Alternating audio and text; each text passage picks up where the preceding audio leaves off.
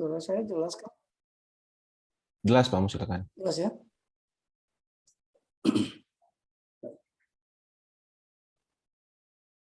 Bismillahirrahmanirrahim. Assalamualaikum warahmatullahi wabarakatuh. Alhamdulillahirabbil alamin. Alhamdulillahilladzi bi ni'matihi tatimmu shalihah.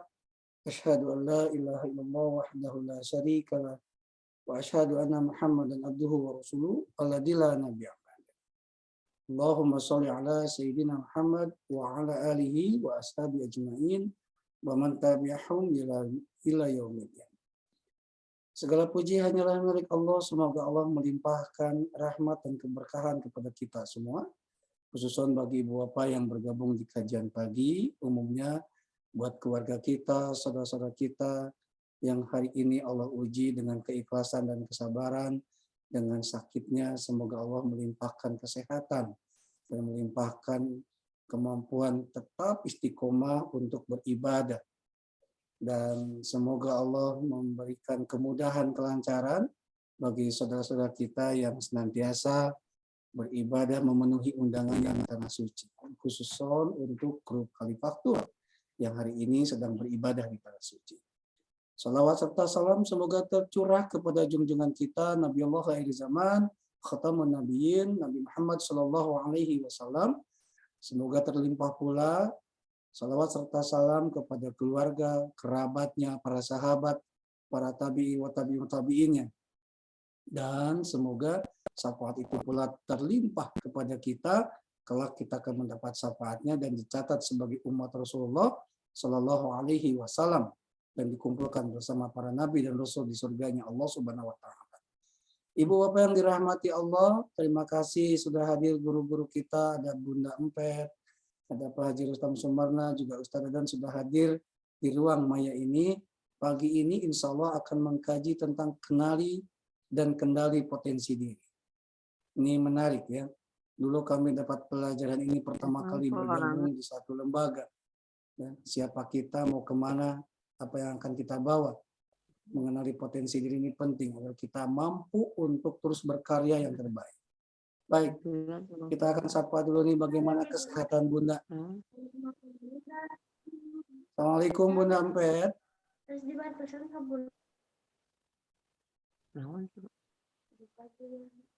Masih. Baik, tidak apa-apa. Assalamualaikum Bunda. Dianmut boleh Bun? Ya, Assalamualaikum. Waalaikumsalam warahmatullahi wabarakatuh. Tidak mendingan sekarang suaranya, tidak farau? Iya, nah, sudah agak mendingan, alhamdulillah. Mau nyambut sedikit atau? Aja sedikit. Boleh Bunda. Alhamdulillah, Cempet sehat ya Cempet, ya Allah. Amin, ya Allah, amin. Opatin tadi isomannya. Amin. Amin. Bun kalau mau nyambut. Ya, boleh. Bismillahirrahmanirrahim. Assalamualaikum warahmatullahi wabarakatuh. Waalaikumsalam warahmatullahi wabarakatuh, Cempet. Terima kasih semua doa-doanya untuk kesehatan kami kepada Pak Mu, Pak Rustam, Pak Dadan, juga para jemaah. Alhamdulillah dengan doa semuanya berangsur-angsur. Kesehatan saya mulai membaik, tapi masih isoman 4 hari lagi. Ibu dan Bapak ya sekalian, dalam kesempatan yang berbahagia ini, bagaimana kita akan mengenal diri kita supaya kita kenal dengan penciptanya. Dan kita diciptakan oleh Allah, wa ma khalaqtul jinna wal insa illa liya'budun, hanya untuk beribadah kepada Allah. Sekalipun kita sedang tidak sehat, ibadah harus tetap berjalan karena di dalam sakit itu kita bisa berdoa kepada Allah. Dan terima kasih kesempatan yang singkat ini. Semoga kita semua diberi kesehatan oleh Allah. Dan terima kasih kepada Ustadz Asep yang telah mendoakan dari Mekah dan Madinah, juga Ustadz Agim dan sebagainya. Saya ucapkan terima kasih. Assalamualaikum warahmatullahi wabarakatuh. Waalaikumsalam warahmatullahi wabarakatuh. Atur nuhun Bunda Empet. Mungkin nggak ada mah. Terima kasih, semoga sehat selalu ya. Amin sayang. Amin. Baik. Kenali dan kenali dan potensi diri kita akan dikaji bersama Ustaz Dadan. Mudah-mudahan ini saya pertama kali mengenal tentang hazanah Islam tuh ketika diberikan pelajaran ini, Ustaz. Menarik, luar biasa. Ternyata kita tuh banyak mengeluhnya. Ya, Bangga Ustaz, silakan lanjut. Terima kasih. Assalamualaikum warahmatullahi wabarakatuh. Assalamualaikum warahmatullahi wabarakatuh. Atur nuhun sadayana. Atur nuhun ka anu tos haladir. Bismillahirrahmanirrahim. Assalamualaikum warahmatullahi wabarakatuh. Warahmatullahi wabarakatuh.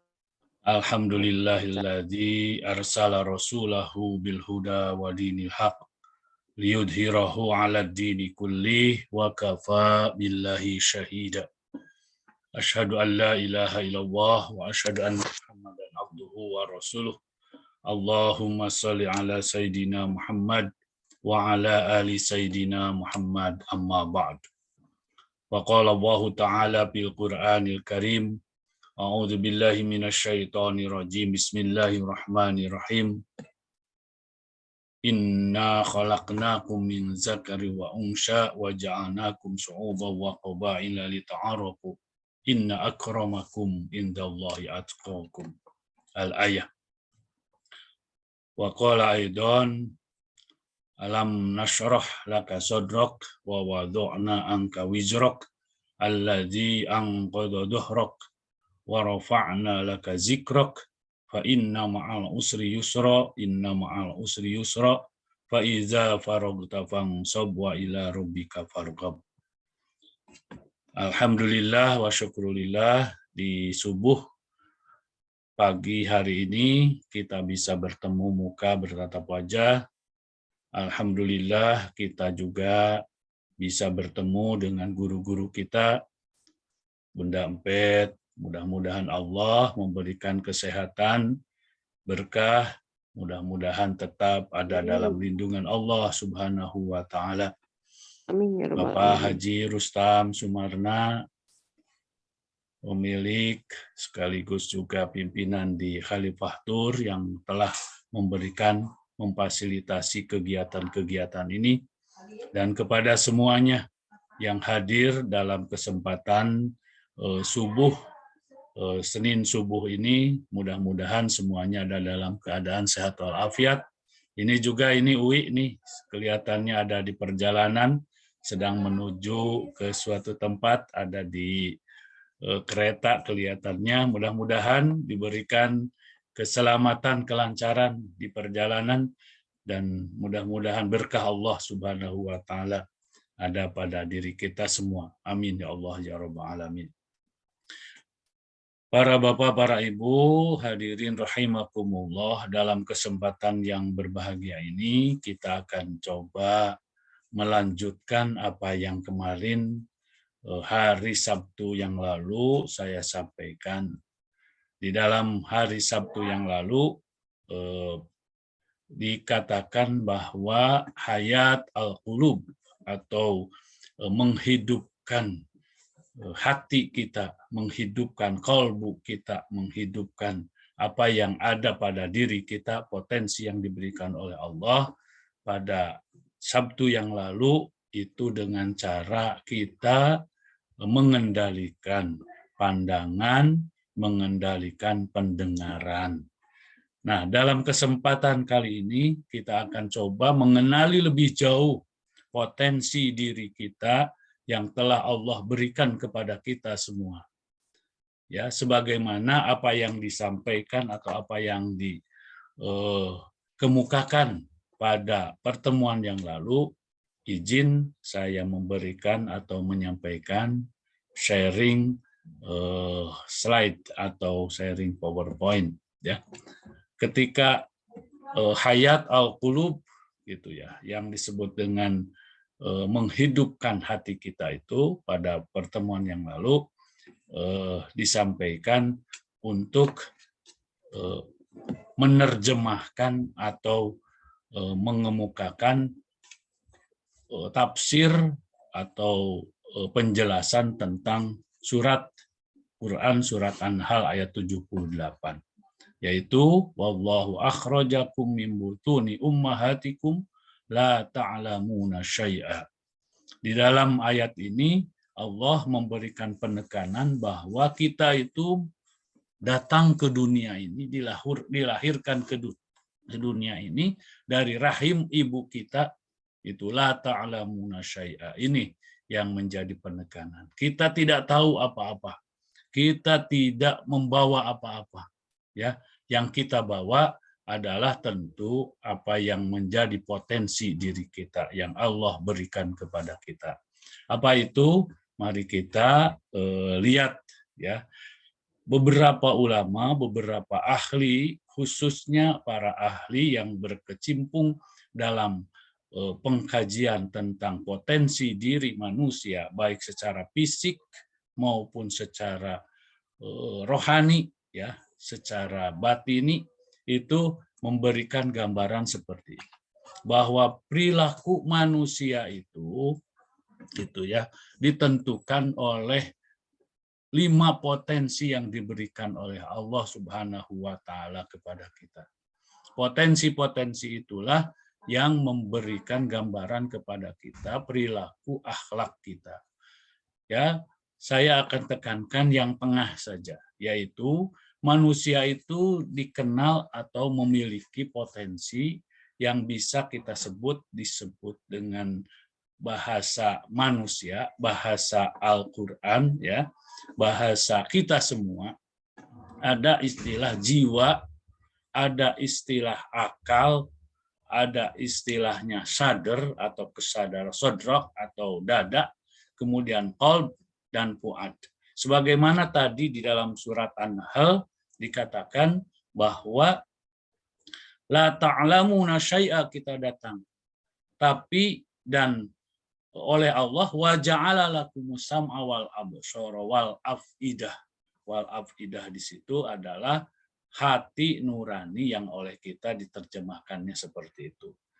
Padahal dalam kenyataan ya para ulama memberikan gambaran keluasan yang disebut al-afidah itu adalah potensi manusia bisa menentukan baik dan buruk. Dan al-afidah itu juga memiliki beberapa makna, memiliki beberapa sebutan, ya. Sebutannya al-afidah itu merupakan potensi yang paling dalam daripada manusia.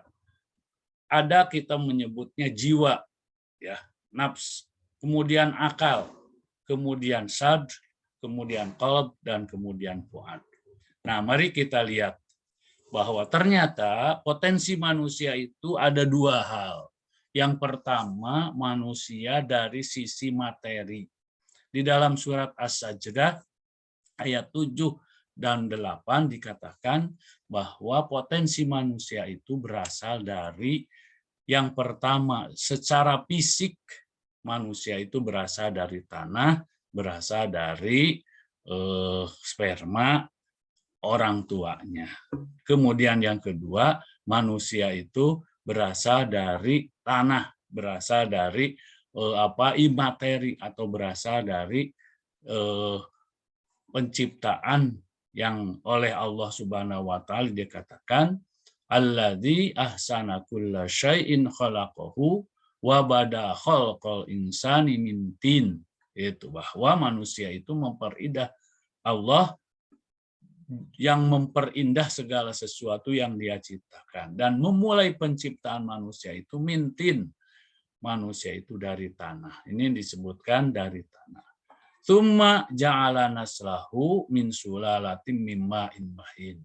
Kemudian Ia menjadikan keturunannya dari saripati air yang hina atau yang disebut dengan air mani. Nah, jadi dalam penjelasan ini bahwa manusia itu diciptakan secara fisik berasal dari air mani orang tua kita yang berasal sumbernya dari saripati tanah. Kemudian yang kedua, ada unsur non materi manusia itu. yaitu di dalam Al-Qur'an disebutkan prosesnya nafkhah atau ditiupkan, ya, ditiupkan. Apa yang ditiupkan itu? Ruh, gitu ya. Maknanya adalah ada unsur non materi yang membuat manusia itu menjadi manusia yang mulia, yaitu manusia yang digolongkan manusia secara spiritual. Kalau manusia yang berasal dari tanah itu manusia yang rendah, gitu ya, rendah, nanti akan sampai kepada kerendahan manusia itu. Yang rendah itu ditiupkanlah ruh dan manusia memiliki potensi menjadi manusia yang mulia atau menjadi makhluk yang mulia. Di dalam surat As-Sajdah ayat 9 disebutkan wa nafakha fihi mir ruh. Nah, di situ disebutkan tsumma sawwahu wa nafakha fihi mir ruhihi wa ja'ala lakumus sama wal absara wal afidah qalilan ma tashkurun, ya. Kemudian dia menyempurnakan dan meniupkan roh ciptaan ke dalam tubuhnya. Dia menjadikan pendengaran, penglihatan, kemudian hati nurani, ya, diciptakan, dan hati nurani untukku. Tetapi sedikit sekali yang bersyukur, katanya. Kemudian di dalam ayat yang lain, di dalam surat Al-Isra 75, Allah juga mengatakan idzal la'adzaqna kasid di'fal hayati wa di'fal mamat tsumma la tajidu laka alaina nasyira. Kami rasakan, jika demikian tentu akan kami rasakan kepadamu siksaan 2 kali lipat di dunia dan 2 kali lipat setelah mati. Kemudian engkau Muhammad tidak akan mendapat penolong pun terhadap kami. Kemudian di dalam ayat yang lain Al-Qadar, Allah juga mengatakan tanazzalul malaikat waruhu fiha biizni rabbihim min kulli amr. Pada malam itu turun malaikat dan ruh dengan izin Tuhannya dengan mengatur semuanya. Nah, inilah potensi diri manusia secara fisik, secara rohani yang memang Allah menyempurnakan diri kita, menyempurnakan penciptaan manusia. Oleh karena itu, maka dapat dikatakan bahwa bahan dasar manusia itu ada 2. Yang pertama, secara fisik itu berasal dari tanah, yang nantinya akan mendasari perilaku rendah kita. Karena tidak ada bedanya kita itu dengan makhluk yang lain. Seperti binatang, ya, tumbuh-tumbuhan juga mungkin ya hampir sama. Jadi itulah perilaku rendah manusia nantinya. Kemudian yang kedua, Allah meniupkan ruh kepada manusia, dan itulah yang mendorong manusia atau menjadikan manusia memiliki perilaku yang tinggi, perilaku luhur, perilaku yang mulia. Jadi dasar manusia itu ada 2, ya, yang nanti berpotensi menjadi perilaku rendah, dan yang kedua menjadi potensi perilaku tinggi. Nah, oleh karena itu, maka apa yang disebut dengan potensi itu?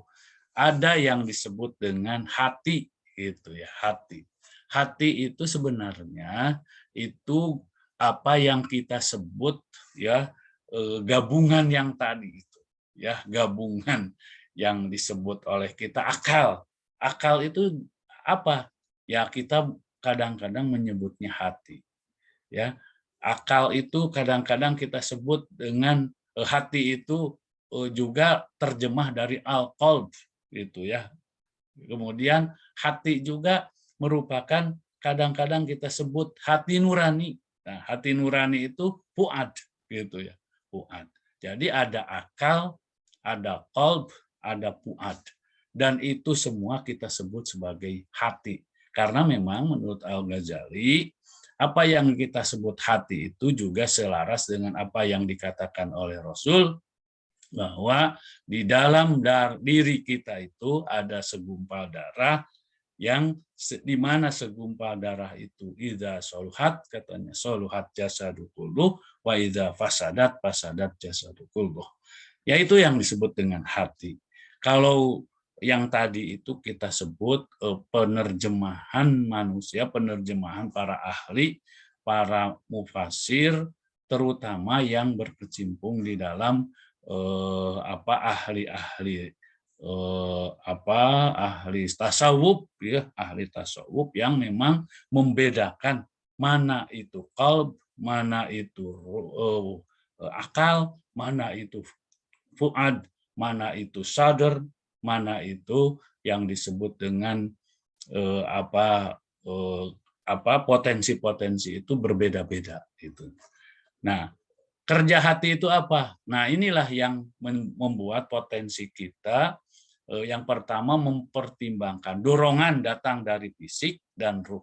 Nah, itulah yang kita sebut hati.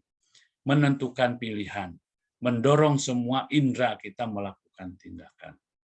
Sifat hati, nah makanya di dalam sebuah hadis dikatakan bahwa di mana hati kita gitu ya, yang disebut dengan segumpal darah itu, yang di dalam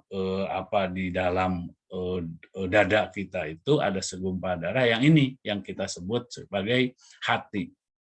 Ya, di mana sehat maka sehatlah semuanya, gitu, baik secara fisik maupun ya secara rohaninya. Di mana sakit maka sakitlah. Kalau mati maka itu tidak menerima atau tidak berfungsi hatinya itu. Racun hati katanya dosa dan maksiat. Kemudian akal, kita juga melihat apa yang disebut dengan hati itu dikatakan juga sebagai akal. Nah, akal itu merasionalkan yang benar. Kalau kita berpikir, nah maka disebut juga hati, akal itu, ya, hati, akal itu, ya, artinya bagian dari sana, gitu, bagian dari hati kita, yang kita sebut sebagai akal, akal emosional, akal spiritual, ya, kita akan coba lihat nanti. Kemudian ada juga yang disebut dengan nafs tadi kan. Nafs itu ya jiwa itu, nafs, berinisiatif, berkeinginan, berimajinasi. Nafsu sifat dasarnya adalah netral, yang dapat berkeinginan pada positif dan negatif. Nah, sifat nafs bisa mutmainnah, bisa lawamah, bisa imarah bisu, bisa baik gitu, bisa juga menunjukkan atau bisa juga membawa manusia kepada bisu, kepada kesengsaraan, kepada kesesatan. Dan gizinya adalah nah itu iman dan amal. Nah, nafs. Makanya di dalam Al-Qur'an dikatakan ya ayyuhan nafs mutmainnah, ya ayyuhan nafsul mutmainnah, gitu ya. Nafsu yang mutmainnah. Nafsu mutmainnah itu adalah nafsu yang tenang, yang oleh Allah Subhanahu wa taala termasuk orang-orang yang digolongkan memiliki nafsu, memiliki potensi itu, memiliki potensi yang benar gitu ya, yang selamat. Nah, inilah beberapa hal penjelasan gitu ya. Lafaz qalb gitu ya, sadar, fuad, dan ketiga hal tersebut sering diartikan pada satu, yaitu yang disebut dengan hati. Itu. Jadi ketika kita menyebut mana qalb, yaitu kita sebut hati itu. Mana sadr, yang seperti apa dalam surat Al-Insyirah katakan inna alam nashrah laka sadrak. Ya, sadrak itu dada itu ya itu, sadar itu ya hati gitu. Fuad juga hati gitu ya, diartikan sebagai hati. Dalam Al-Qur'an itu lafaz qalb, sadar, dan fuad mempunyai makna yang hampir berkaitan. Jadi, nah kita jelaskan. Qalb itu tertuju pada hal-hal yang bersifat imateri, bersifat psikis gitu ya. Nah, itu yang disebut dengan qalb. Oleh karena itu, yang untuk memahami penentu baik buruk sebuah jiwa, semua tergantung pada baik buruknya keadaan qalb. Maka dalam hadis tadi disebutkan ada sebuah segumpal daging gitu ya, yang apabila itu sehat maka sehatlah, apabila sakit maka sakitlah. Nah, ini yang disebut dengan qalb. Karena baik buruk jiwa seseorang tergantung pada qalb ini. Yang kita sebut juga hati. Sadr itu adalah dada, wadah di mana qalb bersemayam. Nah, sehingga penggunaan kata sadr dalam Al-Qur'an merupakan kinayah gitu ya. Penyebutan kinayah itu sebutan yang perumpamaan yang ada di dalamnya, yaitu qalb. Adapun fuad sebagai hati yang bersifat jujur, nanti hati nurani, makanya ketika orang mengatakan cobalah gitu berpikir, ya pikirkan dengan hati nurani. Nah, itu artinya fuad itu ya. Bahasa kita disebut dengan bahasa Al-Qur'an disebut fuad, yang merupakan potensi qalb, tempat di mana telah mencapai keputusan yang mantap, sesuatu yang telah terikat. Tepatnya fuad adalah wadahnya keyakinan. Jadi keyakinan seseorang itulah yang berisinya itu atau berada pada taraf suatu tempat yang disebut dengan fuad. Qalb, sadr, dan fuad itu adalah kata yang sama yang oleh kita disebut dengan hati. Nah, menjaga hati berarti menjaga qalb, menjaga sadr, menjaga fuad. Nah, itu yang kira-kira. Nah, bagaimana cara mendetoks katanya ya, mendetoks kalbu kita atau yang kita sebut dengan hati itu. Ya, apa yang disebut dengan hati itu? Yaitu tadi dikatakan bahwa racun hati itu adalah maksiat. Gitu ya. Detoksnya adalah yang pertama bertaubat, istighfar, gitu ya. Karena telah lalai dengan berbagai tuntutan yang diberikan melalui Al-Quran dan As-Sunnah misalnya. Nah, mendetoks hati, mendetoks sadar, mendetoks fuad kita supaya tetap berada pada tuntutan Allah, tuntunan Allah, maka bertaubat satu-satunya jalan. Gitu ya, beristighfar gitu. Ala bizikrillah tatmainnul qulub, maka disebutkan di dalam Al-Qur'an begitu. Gitu ya. Ala bizikrillah, zikir kepada Allah, bertaubat kepada Allah lah yang bisa menenangkan hati, yang disebut dengan qalb itu. Di mana tempatnya gitu ya. Taubat itu yaitu katanya kan hati itu racunnya adalah maksiat. Ketika kita melakukan maksiat, maka cara mendetok hati kita supaya bersih dari itu adalah dengan beristighfar. Yang kedua, memperbanyak berbuat kebaikan. Di antaranya dengan memperbanyak membaca, mempelajari Al-Qur'an. Di dalam surat Ar-Rahman bahwa kebaikan itu gitu ya, hal jazaul ihsan illal ihsan, bahwa kebaikan tidak ada lain balasannya kecuali sesuatu yang baik. Untuk memperbaiki hati, memperbaiki tadi itu ya, qalb kita, memperbaiki sadr kita, memperbaiki fuad kita, yaitu memperbanyak berbuat kebaikan. Kemudian yang ketiga, berupaya agar tak melakukan hal-hal yang tak berguna, yang mengarah kepada keburukan. Nah, potensi itu harus kita pelihara gitu.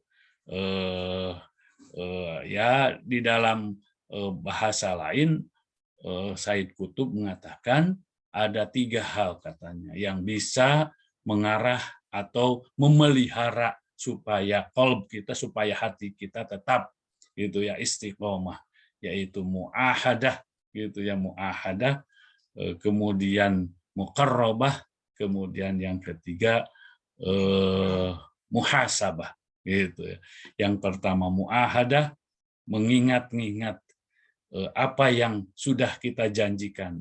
Maksudnya ketika kita berada di Lauhul Mahfuz, ketika kita berhadapan dengan Allah, kita pernah berjanji. Atau ketika kita sekarang ini banyak sekali janji-janji kita kepada Allah itu ya. Artinya supaya tetap terpelihara keimanan, tetap terpelihara qalb kita, maka muahadah. Ingat, kita itu banyak janjinya. janji di hadapan Allah kan, ala birabbika ala alastu birabbikum qalu bala syahidna, dulu kita begitu ya di alam ruh itu. Nah, kemudian kita juga banyak kan di dalam sholat, misalnya kita juga banyak berjanji, inni wajjahtu wajhiya lilladzi, misalnya gitu ya, inna sholati wa nusuki wa mahyaya wa mamati lillahi rabbil alamin, kita terus itu banyak. Nah, katanya untuk tetap qalb kita, hati kita tetap ada, tetap terpelihara, maka ingat janji itu. Yang kedua, muqarrabah, mendekatkan diri kepada Allah gitu, senantiasa berzikir gitu ya. Nah, itu kan gizinya hati kita itu ya dengan zikir gitu ya, dengan istighfar. Banyak menyebut Allah, banyak menyebut Asmaul Husna, banyak menyebut sifat-sifat Allah itu kepada. Nah, itu untuk meningkatkan gizi qalb kita. Dan yang ketiga katanya muhasabah, sering kita itu mengukur, menakar apakah diri kita itu baik atau buruk gitu ya. Sudah banyak yang baiknya atau banyak yang buruknya dari diri kita itu. Maka muhasabah gitu ya, kita itu mau bermuhasabah, mengukur diri kita itu untuk memelihara katanya qalb kita itu, untuk supaya kita tetap berada pada sesuai dengan tuntunan Allah Subhanahu wa taala. Ya gitu ya. Awalum kan kita itu ada istilah hisablah diri kamu sebelum dihisab oleh Allah. Nah, itu muhasabah. Kemudian yang keempat, mengekang diri dari katanya dari makan yang berlebih. Ini saya ambil dari Zaidul Akbar ya. Makanya katanya memakan makanan yang berlebih itu bisa gitu ya membuat diri kita itu, hati kita yang potensinya ada dua itu ya, yang fisik dan rohani itu akan terpengaruh. Ternyata benar ya, bahwa di dalam diri yang sehat mungkin ya itu akan mendorong kepada fisik atau jiwa yang sehat gitu. Ternyata itu kesehatan jiwa dan kesehatan fisik itu ternyata berhubungan gitu ya, berhubungan. Maka kata Zaidul Akbar itu harus gitu ya, beriringan antara fisik dengan rohani. Nah, menurut Al-Ghazali, cara mengendalikan akal dan qalb itu yang disebut dengan hati itu adalah yang pertama katanya takhalli.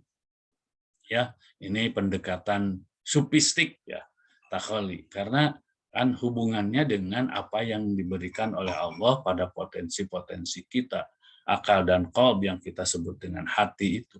Yang pertama takhalli, pengosongan diri dari sifat tercela. Kita kosongkan diri kita dari sifat-sifat tercela. Jauhi, usahakan kan seperti itu. Yang namanya takwa itu kan imtitsalu awamirillahi wajtinabun nawahi. Itu ya kan, berusaha supaya kita tetap gitu melaksanakan perintah Allah terus gitu ya, berusaha seperti itu sekuat-kuatnya, semaksimal mungkin gitu ya. Pengosongan diri dari sifat tercela, kita kosongkan diri kita dari sifat tercela, kita istighfar, kita bertaubat dan lain sebagainya. Itu salah satu cara mengendalikan diri. Maka wajar apabila di dalam Al-Quran Allah memberikan rumusnya ala bizikrillahi tatmainnul qulub. Dengan zikir kepada Allah maka akan menenangkan hati kita yang disebut dengan al-qulb, itu situ ya, al-qalb. Kemudian tahali itu, nah setelah kita kosong dari sifat-sifat tercela, maka isi dengan akhlak mulia. Yang tadi dalam konsep kedua, perbanyak kebaikan, berbanyak berbuat kebaikan. Isi diri kita dengan akhlak mulia dan ketaatan. Gitu. Kalau kita sudah mengisinya dengan ketaatan, akhlak mulia, insya Allah itu yang disebut dengan qalbun salim, itu ya, qalbun salim, qalbun, hati yang selamat dalam konsep Al-Quran yang lain dikatakan karena itu setelah kita mengosongkan diri kita dari sifat-sifat yang tercela, isi dengan sifat-sifat yang terpuji, akhlak mulia, ketaatan kepada Allah, maka tajalli nanti akan berbuah tajalli, yaitu penampakan dari buah perilaku kita, yaitu perilaku yang mulia. Dalam hal ini maka katanya diperlukan seorang guru itu supaya bisa menunjukkan. Nah, ini yang ketiga itu sudah kepada tasawuf gitu ya. Tapi yang penting bagi kita sebenarnya adalah dua hal itu. Takhalli dulu kemudian tahalli. Ya, refleksi dari kalau kita sudah takhalli dan tahalli maka akan terpancar gitu ya akhlakul karimah, akhlak yang terpuji bagi kita semua. Nah ini yang digambarkan oleh Allah dan Rasul-Nya ketika kita mau mengendalikan diri dan mengenali diri kita itu. Maka ada istilah dalam hadis itu ya, man arofa nafsahu katanya faqad arafahu gitu ya, barang siapa yang mengetahui dirinya maka akan mengetahui Tuhannya. Nah, kenali diri kita, kenali dari mana asal diri kita, apa di dalam potensi diri kita itu, apa saja yang ada pada diri kita itu. Nah, selanjutnya kalau kita sudah tahu apa, siapa, bagaimana gitu ya, apa yang harus kita lakukan, insya Allah gitu kita akan mengenali Rasul, mengenali Rabb, mengenali Tuhan kita itu ya. Jadi pengendaliannya seperti itu.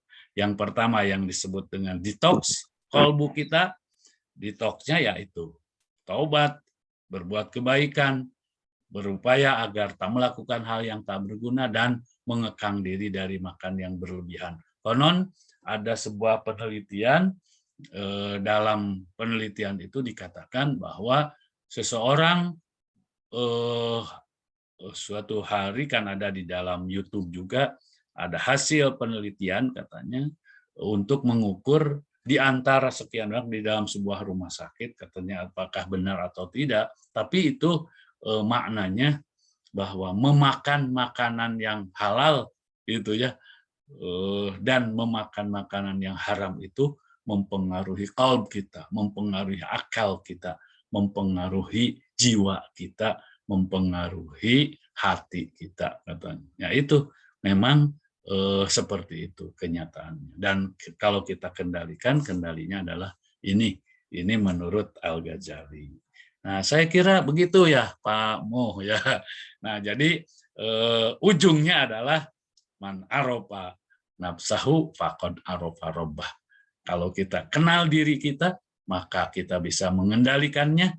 Nah, maka kendali dan kenali itu terhadap potensi diri kita akan sampai kepada apa yang kita sebut mengenal Allah, mengenal Tuhan kita akan kembali kepadanya. Maka istilah inna lillahi wa inna ilaihi rajiun itu, kita itu kan punya potensi ruh, potensi rububiyah gitu ya. Dan kita akan kembali kepada Allah Subhanahu wa Ta'ala sebagai pemberi potensi itu. Terima kasih Pak Moh ya, Bapak-bapak dan Ibu-ibu. Nah, mungkin bisa ditambahkan juga oleh yang lain tentang ini. Mohon maaf ini ya, mungkin penjelasannya masih ada yang harus dijelaskan lebih lanjut. Terima kasih Pak Moh, sementara seperti ini. Baik, terima kasih Ustadz Dadan. Alhamdulillah, barakallah ilmunya. Mudah-mudahan ini menjadi sebuah trigger kepada kita menghadapi bulan Ramadan nih. Ya, betul. Mudah-mudahan ini kesempatan besar untuk menjadi sebuah madrasah di bulan Ramadan. Menjadi pesantren buat kita. Ya, betul. Untuk mengenali diri selama 30 hari nih. Supaya nanti setelah Ramadan kupu-kupunya bisa terbang jauh nih, kepompong. Ya, pong-pong Ramadan disebutnya. Baik, Bapak Ibu yang dirahmati Allah, mohon maaf sebelum ada beberapa pertanyaan juga ada yang minta izin langsung saya ingin menyampaikan sesuatu dulu. Sudah mohon dibantu Kang Dea. Baik, Ibu Bapak yang dirahmati Allah, silakan daftarkan kerabat saudara putra putri kita untuk berumroh di bulan Ramadan. Catat tanggalnya, tanggal 16 untuk umroh Ramadan, tanggal 21 April untuk Ramadan Lailatul Qadar, untuk tanggal 28 itu Ramadan Idul Fitri. Idul Fitrinya di Madinah. Ya. Dan satu lagi tanggal 6 Mei itu untuk Syawal. Sementara harga masih tetap kita hitung terkaitan dengan perubahan yang sangat besar. Tapi untuk booking seat, silakan kontak para petugas yang ada di Khalifah dengan booking seat 10 juta. Ibu Bapak sudah mendapatkan seat ya, karena memang seatnya sangat terbatas nih. Siapa cepat, siapa dapat. Begitu Ustaz. Dan yang kedua, tidak harus untuk menunggu berumur. Mudah-mudahan tahun ini ada penyelenggaraan haji. Daftarkan segera untuk kerabat, putra-putri, saudara kita yang usianya di atas 12 tahun itu sudah bisa mendaftar, dan haji khusus masa tunggunya 7 tahun. Cepat sekali ya. Ketimbang haji reguler. Haji reguler ini saya ambil contoh saja Makassar itu 43 tahun. Jadi kalau usia daftarnya 30 tahun itu 73 baru bisa berangkat ya. Tidak ingin menunggu antrian, capek menunggu antrian, daftarkan dengan menggunakan visa haji Furoda. Daftar di tahun yang sama, insya Allah jika sudah mendapatkan visa, maka berangkat pula di tahun yang sama. Ya. Ini lebih mudah nih, berbimbingnya bersama Ustadz Wijayanto. Besok hari Selasa, itu akan diisi oleh ibadah harta, bagian ketiga bersama Ustadz Haji Ahmad Nil Abdul SCMA. Ya, Ustadz ini akan berangkat nanti di tanggal 21 Maret nih, Ustadz Dadan. Ya. Silakan konsultasikan rencana perjalanan ibu dan bapak, baik umroh, haji, halal tour, dengan kontak teman-teman kami di Khalifah Tour ya. Ada Teh Ana, ada Kang Dea, dan ada saya sendiri juga, ya, insya Allah. Baik Ustadz, ini sebenarnya ada pertanyaan dari Ibu Ratna, Bu Haja Ratna Permasi Dewi nih. Tapi sudah kejawab, terima kasih. Di penghujung materi sudah kejawab itunya. Apa namanya? Pertanyaannya. Ya, tinggal satu nih. Adakah doa yang dicontohkan oleh Rasul agar kita memiliki hati kolbun yang salim? Itu pertanyaan lanjutan dari Ibu Haja Ratna Permasi Dewi. Ya, itu dulu. Nanti saya akan undang Ibu Yuniarti nih, karena sudah angkat tangan tadi ya. Doa khusus Ustadz untuk menjaga hati kita tetap kolbun salim. Ya, baik. Sebenarnya semua doa itu ya, semua doa itu arahnya itu supaya kita memiliki hati yang lembut, hati yang sehat, hati yang selamat. Tetapi ada doa khusus ya di dalam Al-Quran sebenarnya itu yang kalau kita baca itu mencakup supaya hati kita sehat, supaya hati kita lurus, supaya hati kita lembut, yaitu Rabbis rohli sodri wa yassirli amri wahlul uqdata min lisani yafqahu qauli. Nah itu ya, jadi itu doa sebenarnya, doa bagi kita, doa supaya hati kita diantaranya adalah supaya hati kita selamat. Rabbis rohli sadri wa yassirli amri wahlul uqdatam min lisani yafqahu qauli. Itu di samping ucapan kita, pendengaran kita. Nah, itu kan potensi diri kita supaya berjalan dengan lurus lah, kira-kira seperti itu. Nah, itu. Tapi pada intinya itu kalau kita berdoa kepada Allah, intinya adalah keikhlasan kita itu ya. Bacaan doa apapun kalau kita baca tapi tidak ikhlas itu ya, artinya tetap saja mungkin ya tidak akan berpengaruh. Tetapi berdoa apa saja, berdoa dengan bahasa apa saja. Tapi kalau dalam keadaan ikhlas itu, maka insya Allah doanya dikabul oleh Allah Subhanahu wa Ta'ala. Artinya Allah tidak mengenal, tidak mengharuskan kita doa-doa yang khusus, yang pasti itu diijabah oleh Allah Subhanahu wa Ta'ala. Akan tetapi diberikan petunjuknya, itu diantaranya doa yang tadi itu. Tapi intinya kalau kita berdoa tidak harus doa itu, wah gitu ya, tidak harus. Ya doanya tidak harus juga dengan doa dalam bahasa yang itu, bahasa apa saja, bahasa Sunda, bahasa Indonesia itu ya. Kalau kita berdoa kepada Allah, yang penting ikhlas. Kita itu ikhlas berdoa kepadanya. Itu ya, itu inti dari doa itu. Karena tadi juga dikatakan bahwa berzikir, ingat kepada Allah lah yang sebenarnya akan menenangkan hati kita.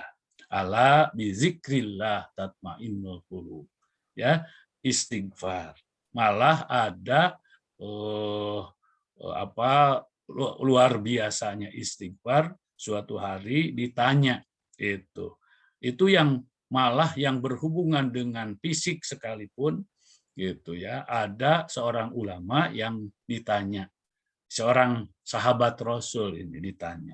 Ketika ditanya oleh jamaahnya, misalnya seperti ini ya bahasanya, wahai sahabat gitu, apa yang harus aku lakukan supaya aku dalam berdagang, kebetulan dia pedagang, dalam berdagang katanya dagangannya bisa laku kemudian berkah. Jawabannya satu, istighfar katanya. Terus ada yang lain gitu ya, yang memiliki tujuan yang lain.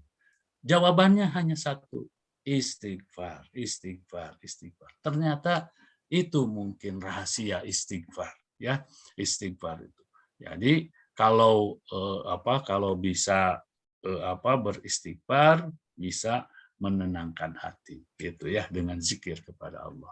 Itu kira-kira yang menjadi rumusannya. Jadi doa apapun sesungguhnya itu ya, doa apapun dengan bahasa apapun yang penting ikhlas, insya Allah itu ya akan menenangkan hati kita. Baik Ustaz, terima kasih. Ada pula doa tu Allah ma fi qalbi nura wa fi lisani nura gitu ya. Ya, betul. Ya, bisa banyak gitu. Itu biasa. Kan kalau dalam bahasa Indonesia itu ya Allah sinari hatiku, sinari ya gitu kan gitu ya. Ya gitu, jadikan setiap perilakuku, ucapanku cahaya dan lain sebagainya. Itu kan sebenarnya doa gitu ya, yang baik gitu ya. Semua yang baik doa itu ya, yang penting keikhlasannya. Baik Ustaz, terima kasih. Kita akan undang Ibu Yuniarti. Ya, Assalamualaikum warahmatullahi wabarakatuh, Ustaz. Salam. Ya, Assalamualaikum warahmatullahi wabarakatuh. Gimana Mbak Haja? Alhamdulillah sehat. Baru sehat, baru keluar dari rumah sakit, Pak Ustaz. Oh, Masya Allah. Ya, mudah-mudahan terus sehat Bu Haja. Amin. Pak Ustadz, saya izin bertanya, kalau kita kan sudah mengenali potensi diri kita sendiri. Nah, saya tuh waktu di rumah sakit itu mengalami nggak tahu bagaimana ya Pak Ustadz, kan tensi saya tuh biasanya biasa-biasa saja. Nah, tiba-tiba di rumah sakit itu selama 3 hari kok sangat tinggi sekali ya. Saya nggak tahu kenapa ibadah saya kurang, tapi saya merasa tuh ibadah sudah cukup. Terus saya nggak kadang-kadang ya suka ada akhlak kecilannya juga suka ada. Oh kok orang kayak begitu suka ngeselin ke saya juga sering begitu Pak Ustadz. Berbuat kebaikan kita sudah, tapi orang itu kadang-kadang suka mengganggu hati kita, juga mengganggu kehidupan kita. Nah saya itu kadang-kadang suka kesel sama orangnya, jadi seringnya inginnya marah, tapi kita kan menurut Allah harus bersabar, tapi dengan ujian itu saya kesabaran saya sudah habis. Jadi saya seringnya marah. Jadi kita tuh harus bagaimana sih, Pak Ustadz? Supaya hati betul. kita tenang. Ya, jazakallah. Baik, terima Ya. kasih Bu Haja Yuniati. Ustadz Bang. Jadi sebenarnya itu ya, makanya ada dua potensi manusia itu. Yang physically itu ya, yang kecenderungannya rendahan. Gitu. Rendahan artinya yang tadi itu, kayak itu kita kadang-kadang marah, kadang-kadang kesal, kadang-kadang kita itu tidak berpikir ya, artinya tidak berpikir, tidak apa istilah berpikir dibulak-balik akibat dan lain sebagainya kadang-kadang. Nah itulah makanya ada potensi kita itu. Jadi wajar misalnya kita kalau ada orang yang ngeselin kita kesel. Kalau ada orang yang mengundang kemarahan kita marah, wajar itu. Tapi kan kita harus mengendalikannya itu. Nah, makanya kita diberi potensi ruh, diberi oleh Allah Subhanahu wa taala kelembutan gitu ya, supaya kita hanifah muslimah, kecenderungannya kepada yang selamat, kecenderungannya kepada yang baik gitu ya. Nah, makanya Bu Haja wajar kalau memiliki perasaan-perasaan itu. Tetapi ingat ya, jangan sampai perasaan-perasaan yang menyebabkan hal itu bisa berlebihan. Bisa berlebihan artinya kata Rasul kan, atau dalam Al-Qur'an juga disebutkan bahwa 3 hati gitu ya, 3 keadaan hati kita itu. Hati kita itu ada yang hati dalam keadaan hati yang sakit.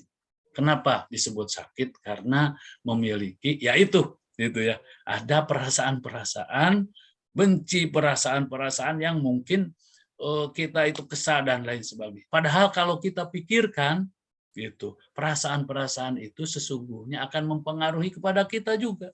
Gitu. Kalau kita banyak marah, itu mungkin dokter yang akan menjelaskan. Banyak sekali di sini ada dokter-dokter. Kalau kita banyak marah, itu ternyata darah kita akan naik gitu. Nah, itu potensinya kepada itu kan.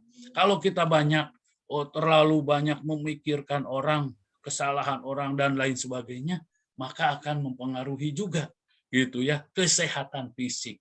Nah, baru kesehatan fisik, dan kesehatan fisik juga bisa mempengaruhi kesehatan mental kita, kesehatan jiwa kita. Saya kira rumusnya yang tadi, ala bizikrillah tatmainnul qulub. Apakah kita lebih baik kalau misalnya gitu, kalau ada orang yang mau marah kepada kita, kita tidak marah, tetapi kita misalnya memberikan penjelasannya tidak dengan marah, gitu ya, tidak dengan kesal, karena akan berbalik lagi kepada diri kita. Kesal itu ya akan menjadi penyakit bagi kita. Lebih baik kita tidak kesal, gitu ya. Nah, kalau kita pandangan kita buruk, misalnya ada sesuatu yang buruk, maka apakah lebih baik kalau kita tidak memandangnya atau memalingkannya? Nah, itu kan di dalam Al-Qur'an begitu cara mengendalikannya. Tapi kalau menurut Said Qutb, yaitu yang tadi itu, yang 3 itu. Yang pertama mu'ahadah, yang kedua muqarrabah, dan yang ketiga muhasabah. Itu kira-kira ya. Mohon maaf ini waktunya ya, Bu Haja nih. Nanti kita akan jelaskan lebih lanjut ya Pak Muh ya. Iya, betul, kalau Ustaz. ada kesempatan ya. Ini kasihan ini waktunya. Itu ya. Baik Ustaz, terima kasih. Ini qad aflaha man zakaha wa qad khaba man dasaha. Sesungguhnya beruntunglah orang yang mensucikan jiwa itu, dan sesungguhnya merugilah orang-orang yang mengotorinya. Betul. Quran surat Asy-Syam ayat 9 sampai dengan 10. Ibu Bapak yang dirahmati Allah, bagi Ibu Bapak yang ingin bersedekah untuk mensupport kajian pagi ini, silakan, sudah ada di kolom Twitter chat. Kami sangat berharap kajian ini bisa berlanjut ya. Mudah-mudahan Ramadan sebentar lagi menjadi ladang amal untuk melatih diri kita agar hati ini lembut ya. Ini madrasah sebentar lagi akan datang nih, tamu agung ya. Baik, terima kasih kepada guru-guru kami yang sudah hadir, Bunda Impet, Pak Rustam Sumarna dan Ustadz Wijanto dengan segudang jadwalnya, mudah-mudahan sehat ya. Dan terima kasih Ustadz Dadan sudah menyampaikan ilmunya, kenali dan kendali potensi diri. Dan terima kasih kepada para ibu dan bapak yang saya tidak bisa sebutkan satu persatu. Di penghujung kajian, Ustadz berkenan dipimpin doa. Baik, terima kasih. Mari kita sama-sama berdoa agar kita semua diberikan oleh Allah Subhanahu wa Ta'ala hati yang selamat, hati yang tenang, dan mudah-mudahan kita bisa mengendalikan gitu ya potensi diri kita. Allahumma sholli wa sallim wa barik alaihi. Amin. Alhamdulillahirabbil alamin, hamdas syakirin, hamdan na'imin, hamdan yuafi ni'amahu wa yukafi majidah. Ya Rabbana lakal hamdu kama yanbaghi li jalali wajhikal karim wa 'azimi sultanik. Allahumma nawwir qulubana binuril iman wa nawwir qulubana binuril islam wa nawwir qulubana binuril Qur'an wa nawwir qulubana binuri hidayatika kama nawartal arda binuri syamsika abadan abada bi rahmatika ya arhamar rahimin. Rabbana atina fid dunya hasanah wa fil akhirati hasanah wa qina adzabannar walhamdulillahi rabbil alamin. Terima kasih. Assalamualaikum warahmatullahi wabarakatuh. Waalaikumsalam warahmatullahi wabarakatuh. Terima kasih Ustaz Dadan, Bapak Ibu yang dirahmati Allah. Demikian kajian di pagi hari ini. Insya Allah besok kita akan sambung lagi bersama Ustaz Nail di kajian ibadah harta. Ya. Saya yang bertugas, Mo dan Kang Lia, mohon undur diri. Mari kita akhiri ucapan hamdalah dan doa kifaratul majelis. Alhamdulillahirabbil alamin. Subhanakallahumma wa bihamdika asyhadu an la ilaha illa anta astaghfiruka wa atubu ilaik. Terima kasih buat semuanya. Wassalamualaikum warahmatullahi wabarakatuh. Sami-sami Pak Haji, sami-sami hapunten, sami-sami sadayana. Hapunten.